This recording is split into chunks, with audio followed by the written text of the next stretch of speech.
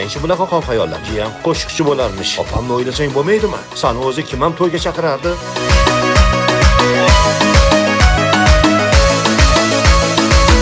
Eşiting dostu yarallar, anasız g'amda qalallar. Hayatu gün